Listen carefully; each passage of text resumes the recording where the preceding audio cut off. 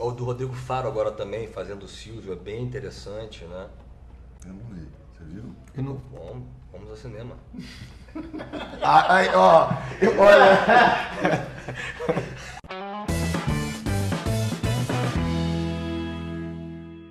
Quais atributos vocês acham que esse filme tem para se tornar um clássico do cinema nacional? Eu acho que Guimarães Rosa é um grande reforço, né? Ele é o maior livro da língua portuguesa, né? Provavelmente. Ele tem uma visão, é um livro de uma poesia gigante. Cada frase é linda, cada frase. O livro tem 500 e tantas páginas, talvez a gente tenha usado 20% disso, né? Todo o livro é assim. E eu acho que junta uma questão contemporânea muito importante, né? Muito urgente, do que é a guerra urbana brasileira. A guerra da polícia com bandidos, né? Em todas as capitais, grandes capitais do Brasil. A gente às vezes naturaliza isso, a gente não presta mais tanta atenção nisso, né? Aí tenta-se usar coisas superlativas. A gente vive em Gaza. Não é igual. Tudo vai ficando meio normal. Eu acredito que ver de uma maneira diferente, tentar ver essa mesma situação que se repete há anos de só se acumula, ver com esse tamanho, ver com essa grandeza, ver com essa poesia, é um olhar diferente para essa mesma realidade que pode chamar a atenção. Então, junta questão social gravíssima com uma poesia sublime. Acho que é isso, né? Esse filme já vem de um clássico da literatura e ele consegue fazer uma transposição muito forte para a nossa atualidade, para o nosso tempo contemporâneo, seja pela linguagem, seja pelos efeitos, pela agilidade da montagem, isso que você falou, a montagem é muito rápida, né? A decupagem.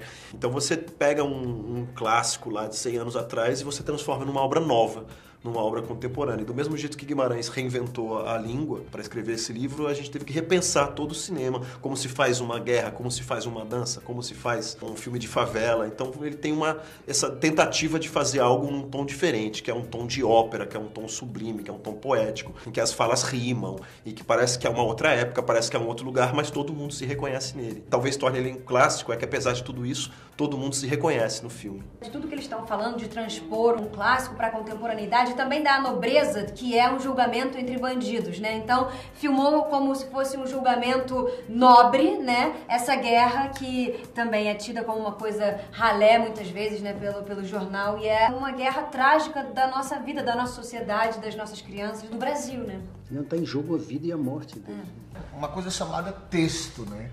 Eu acho que o Guimarães propõe uma obra tão densa e tão completa sobre um Brasil que é maior, assim, no sentido do que pode criar uma genialidade como o Guimarães. Ele é tão maior e ele abre com tantas janelas para tantos olhares de um Brasil. Você tem guerra, você tem romance, você tem ação, você tem política, você tem ainda, depois disso tudo, a releitura do Guel e do Jorge, que é uma lente de aumento numa sociedade atual, usando como pano de fundo uma obra atemporal. Então isso é absolutamente enriquecedor e eu acho que isso é uma das grandes armas do filme. Eu acho que a grande curiosidade do filme é o seguinte: você tem uma história de amor rodeada por todos os elementos em que a gente vê nos grandes clássicos, só que nesse caso,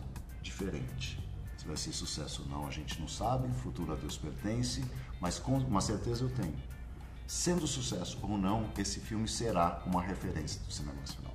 Porque ele tem uma textura e ele tem um calor, ele tem uma profundidade única, assim, que faz dele ser o que ele é. Ele trouxe uma coisa que é de uma leitura difícil do livro e colocou essa leitura difícil de uma maneira super popular. Não muda a leitura do livro. Se você passou, fechou os olhos, escutou esse filme, sabe, depois você vai ler o livro deixa de ser estranho.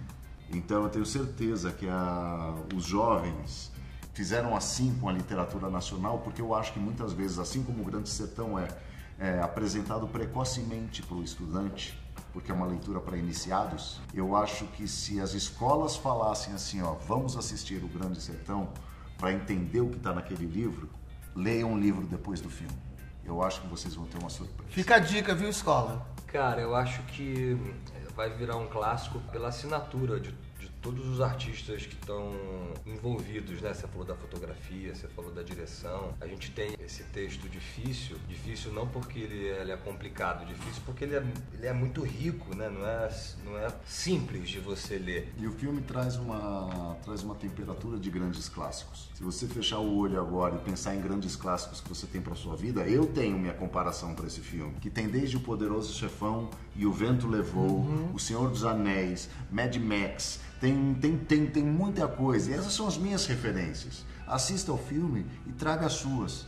Eu acho que a gente, se você trouxer todas as suas referências como espectador, eu acho que a gente vai acertar em algumas delas. Qual é o filme nacional favorito da sua vida? Uou. Caramba, complicado, né? Dentro da Glauber. minha formação é o Glauber, né? Assim, brasileiro, né? E Deus e o Diabo. Eu acho que esse filme tem uma inspiração longínqua em Deus e o Diabo, né? E o Deus e o Diabo tem uma inspiração direta no Grande Sertão Vereda do Guimarães. Porque não tem a história é até mais ligada, parece a um livro do Velhinho do Rei, que chama Os Cangaceiros. A metafísica do Deus e o Diabo é totalmente Grande Sertão Veredas, né? E é tanto que, assim, é Deus e o Diabo na Terra do Sol, né? Então esse filme é sobre isso, né? Reobaldo, ele está entre Deus e o Diabo, né? Porque ele tem medo de ter feito o pacto e ele quase que se converteu, né? Ficou mais devoto, né? Para ver se combate. Então, ele é um pouco esse Deus e o Diabo. Isso como filme de formação. Mais recentemente, eu diria que o